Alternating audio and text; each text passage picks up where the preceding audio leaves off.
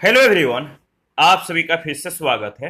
ये घटना चक्र पॉलिटी का डिस्कशन है जिसमें आज का टॉपिक है योजना आयोग या नीति आयोग। सबसे पहले इस टॉपिक को डिस्कस करेंगे, इसके बाद इस पर आधारित अब तक जितने भी प्रश्न पूछे गए हैं उन सभी प्रश्नों को एनालिसिस करेंगे।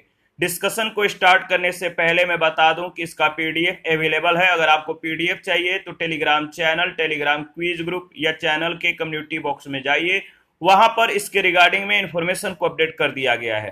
तो स्टार्ट करते हैं। याद रखिएगा, योजना आयोग किस प्रकार की संस्था थी।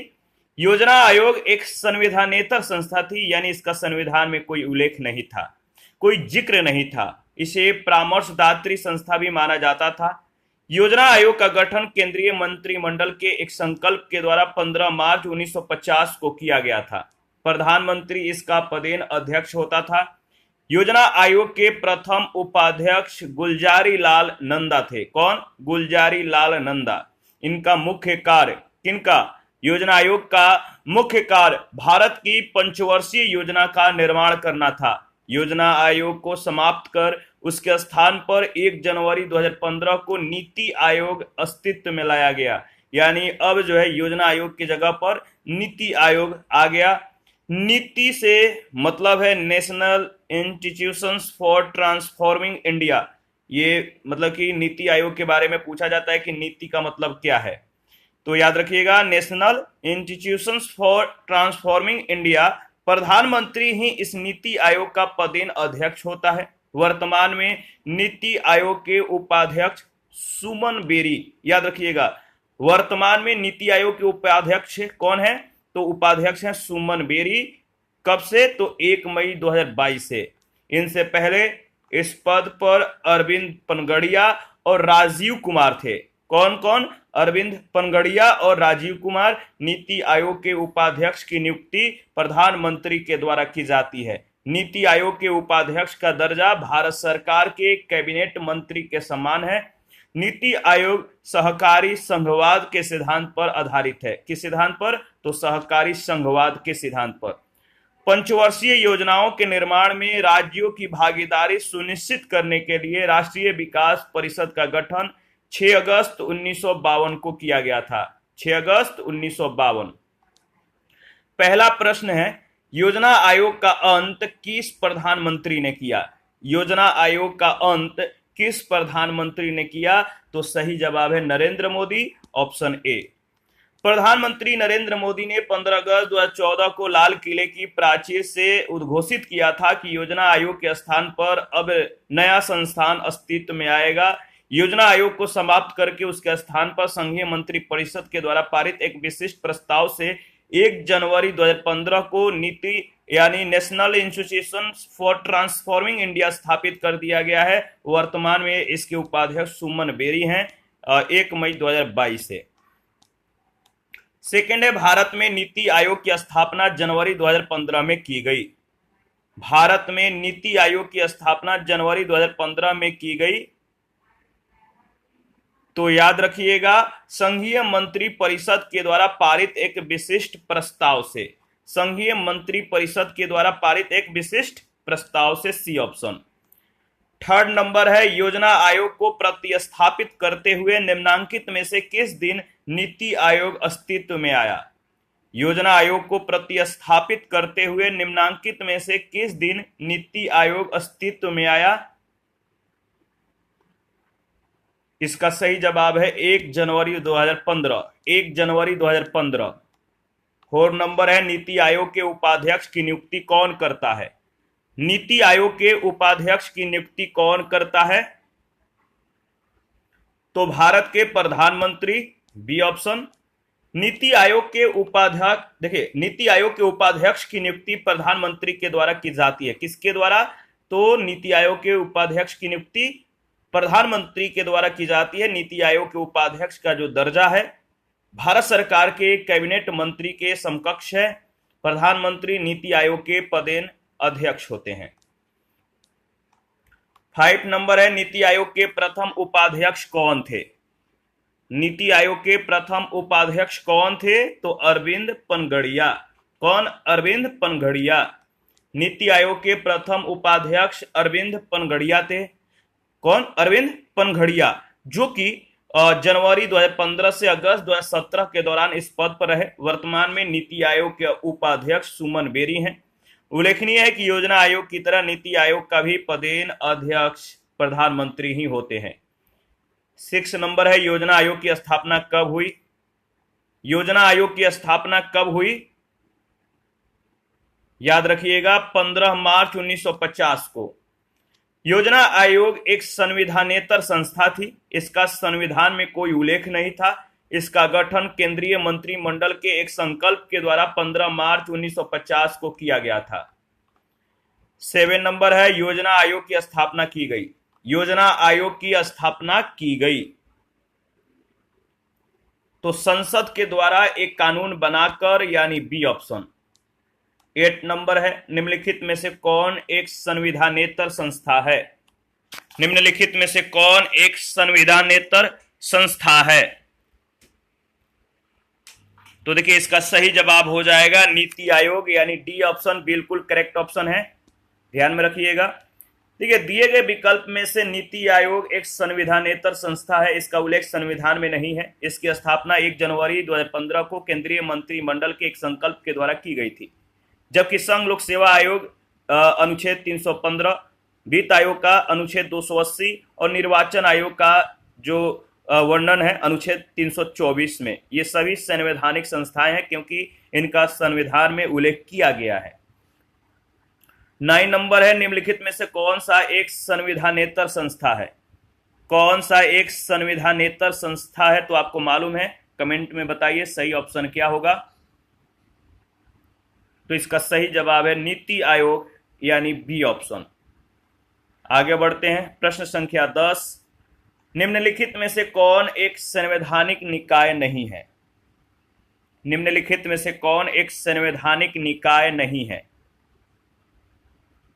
इसका सही जवाब हो जाएगा योजना आयोग, यानी डी ऑप्शन।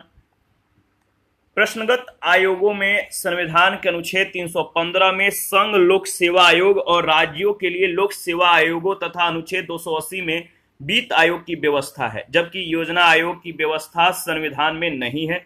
योजना आयोग की स्थापना 1950 में एक कार्यपालिकीय आदेश के द्वारा की गई थी। 11, निम्न में से कौन संविधानेतर संस्था है? निम्न में से कौन संविधानेतर संस्था है? संविधानेतर जो संस्था है वो है योजना आयोग, यानी सी ऑप्शन। योजना आयोग एक संविधानेतर संस्था थी क्योंकि इसका संविधान में कोई उल्लेख नहीं था, जबकि संघ लोक सेवा आयोग का जिक्र अनुच्छेद 315 में, वित्त आयोग का अनुच्छेद 280 में, चुनाव आयोग का अनुच्छेद 324 में, अंतर्राज्यीय परिषद का अनुच्छेद 263 में वर्णन है दिया गया है, और ये सभी संवैधानिक निकाय भी हैं क्योंकि इनका संविधान में जिक्र है। 12 नंबर है, निम्नलिखित में से कौन सा एक संविधान का अंग नहीं है? कौन सा एक संविधान का अंग नहीं है? संविधान का अंग निम्नलिखित में से कौन सा नहीं है? तो योजना आयोग, इसका संविधान में जिक्र नहीं किया गया है। 13 नंबर है, निम्नलिखित में से कौन एक संवैधानिक संस्था या निकाय नहीं है? कौन एक संवैधानिक संस्था या निकाय नहीं है? इसका सही जवाब हो जाएगा योजना आयोग, बी ऑप्शन बिल्कुल करेक्ट ऑप्शन है।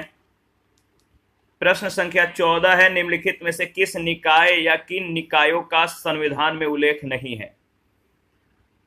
निम्नलिखित में से किस निकाय या किन निकायों का संविधान में उल्लेख नहीं है?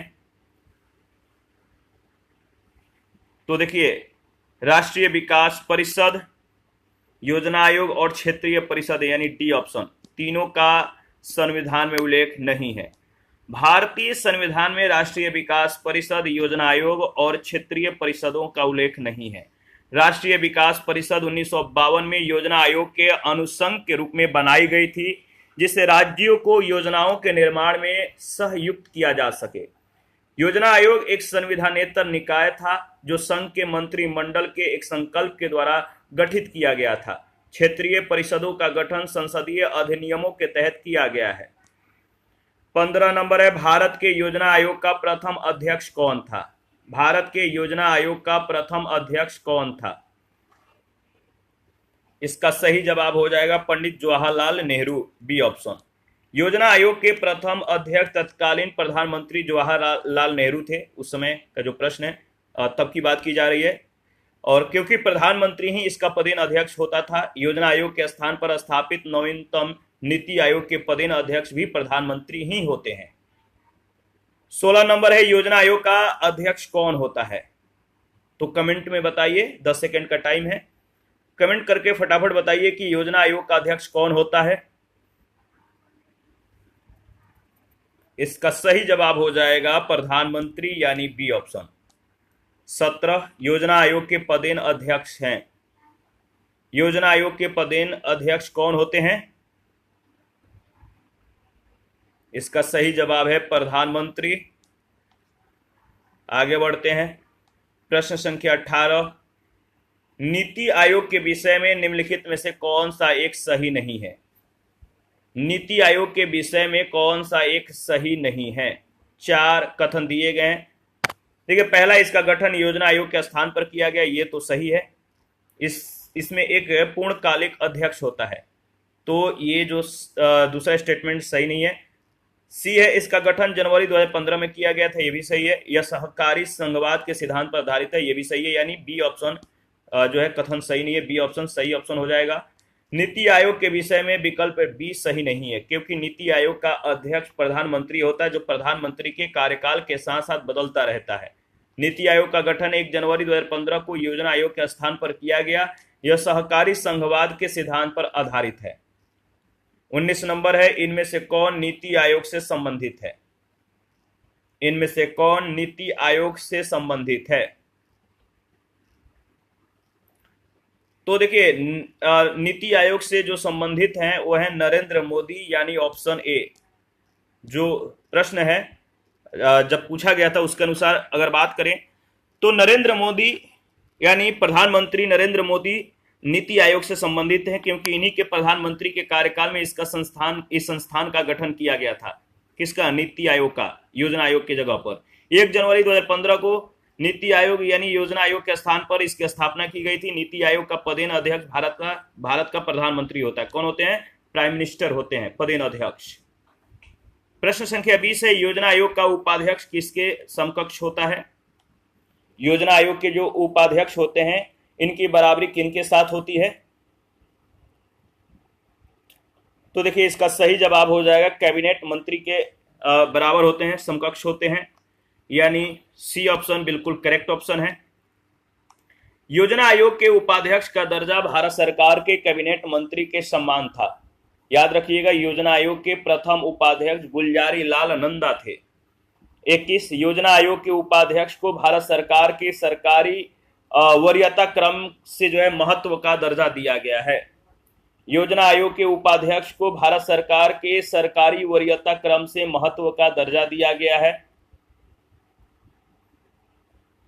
तो भारत सरकार के कैबिनेट मंत्री के सम्मान, यानी ऑप्शन ए बिल्कुल सही जवाब है। 22 नंबर है, भारत में इनमें से कौन योजना आयोग का उपाध्यक्ष नहीं रहा है? इनमें से कौन योजना आयोग का उपाध्यक्ष नहीं रहा है? तो याद रखिएगा, पी चिदम्बरम योजना आयोग के उपाध्यक्ष नहीं रहे हैं, जबकि डॉक्टर मनमोहन सिंह 15 जनवरी 1985 से 31 अगस्त 1987 तक, प्रणब मुखर्जी 24 जून 1991 से 15 मई 1996 तक, मोंटेक सी अहलुवालिया 4 जुलाई 2004 से 26 मई 2014 तक योजना आयोग के उपाध्यक्ष रहे थे। 23 नंबर है, कथन ए, योजना आयोग को आर्थिक मंत्रिमंडल परिभाषित किया गया है, केवल संघ के लिए नहीं बल्कि राज्यों के लिए भी। कारण, यह राष्ट्रीय संसाधनों के संतुलित उपयोग के लिए पंचवर्षीय योजनाओं का निर्माण करता है। इनमें से कौन सा कथन या कारण सही है? दोनों सही है, एक दूसरे की व्याख्या करते हैं, यानी दोनों में से कोई एक सही है। तो देखिए, अगर बात करें तो इसमें जो सही है वो आपका ए और आर दोनों सही है, परंतु आर सही स्पष्टीकरण नहीं है ए का, यानी बी ऑप्शन। योजना आयोग राष्ट्रीय संसाधनों के संतुलित उपयोग के लिए पंचवर्षीय योजनाओं का निर्माण करता है।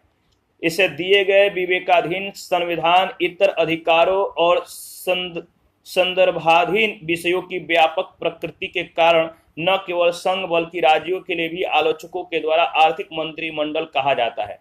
इस प्रकार कथन कारण दोनों सही है, परंतु कारण कथन की स्पष्ट व्याख्या नहीं कर रहा है। 24 नंबर है, वित्त आयोग एवं योजना आयोग के परस्पर विलय का प्रस्ताव किसने दिया था? योजना आयोग और वित्त आयोग के परस्पर विलय का प्रस्ताव किसने दिया था? तो ध्यान में रखिएगा, सही जवाब है M V Mathur. M V Mathur ने वित्त आयोग और योजना आयोग के परस्पर विलय का प्रस्ताव दिया था। 25, भारत में राष्ट्रीय विलय परिषद कब गठित की गई थी? भारत में राष्ट्रीय विकास परिषद कब गठित की गई थी? 6 अगस्त 1952 को याद रखिएगा। कब गठित की गई थी? तो 6 अगस्त 1952, यानी डी ऑप्शन। राष्ट्रीय विकास परिषद नेशनल डेवलपमेंट काउंसिल का गठन जो है 6 अगस्त 1952 को हुआ था। 26, निम्नलिखित में से कौन सा कथन सत्य नहीं है? कौन सा कथन सत्य नहीं है? पहला, भारतीय योजना आयोग का अध्यक्ष प्रधानमंत्री होता है, ये तो कथन सही है। दूसरा, भारत में नियोजन के लिए सर्वोच्च निर्णय संस्था योजना आयोग है, ऐसा नहीं है, दूसरा कथन सही नहीं है। तीसरा, योजना आयोग का सचिव राष्ट्रीय विकास परिषद का सचिव भी होता है, यह भी सही है। भारत का प्रधानमंत्री राष्ट्रीय विकास परिषद की अध्यक्षता करता है, यह भी सही है। यानी बी ऑप्शन गलत स्टेटमेंट है, बी ऑप्शन सही जवाब हो जाएगा। भारत में नियोजन के लिए सर्वोच्च निर्णय जो संस्था है योजना आयोग नहीं है, बल्कि राष्ट्रीय विकास परिषद थी। 27, राष्ट्रीय विकास परिषद के बारे में आपको बताना है। यहाँ पे 4 स्टेटमेंट है, कौन कौन से सही उत्तर हैं। राष्ट्रीय विकास परिषद के बारे में बताइए। पहला, राष्ट्रीय योजना की उन्नति पर चर्चा करती है, बिल्कुल सही। राष्ट्रीय योजना के उद्देश्यों की प्राप्ति के उपाय सुझाती है, ये भी सही। राष्ट्रीय योजना निर्माण के लिए दिशा निर्देश जो है प्रदान करती है, ये भी सही है। और योजना में धन आवंटन सुझाती है, ऐसा नहीं है। तो यानी पहला, दूसरा, तीसरा, यानी ऑप्शन ए बिल्कुल सही जवाब है। राष्ट्रीय विकास परिषद के प्रमुख कार्य निम्नवत हैं। पहला है राष्ट्रीय योजना निर्माण के लिए दिशा निर्देश प्रदान करना और साथ ही योजना आयोग के संसाधनों का मूल्यांकन करना। दूसरा जो प्रमुख कार्य है, योजना आयोग के द्वारा बनाई गई राष्ट्रीय योजना पर विचार करना। तीसरा, राष्ट्रीय विकास को प्रभावित करने वाले सामाजिक और आर्थिक प्रश्नों पर विचार करना। इसके बाद समय समय पर योजना के कार्यों की समीक्षा करना और राष्ट्रीय योजना के उद्देश्यों की प्राप्ति के लिए सलाह प्रदान करना। योजना में धन आवंटन सुझाने का कार्य तत्कालीन योजना आयोग के द्वारा किया जाता था, न कि राष्ट्रीय विकास परिषद के द्वारा। 28 नंबर है, निम्नांकित में से राष्ट्रीय विकास परिषद का भारत में कौन सा प्रमुख कार्य है? निम्नांकित में से राष्ट्रीय विकास परिषद का भारत में कौन सा प्रमुख कार्य है? तो उपयुक्त में से सभी, यानी योजना के क्रियान्वयन के लिए राज्यों के संसाधनों और प्रयासों को गतिशील करना, सभी महत्वपूर्ण क्षेत्रों में सामान्य नीतियों का विकास करना, देश के सभी क्षेत्रों में संतुलित विकास को सुनिश्चित करना, यानी सभी सही है, डी ऑप्शन। 29 नंबर है, निम्नलिखित में से कौन राष्ट्रीय विकास परिषद की रचना करते हैं? कौन राष्ट्रीय विकास परिषद की रचना करते हैं?